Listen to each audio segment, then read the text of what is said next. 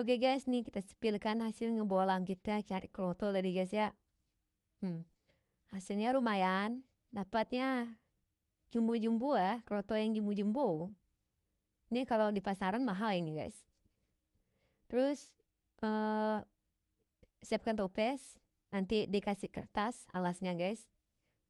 Terus dikeringkan dulu nih krotonya biar nggak basah.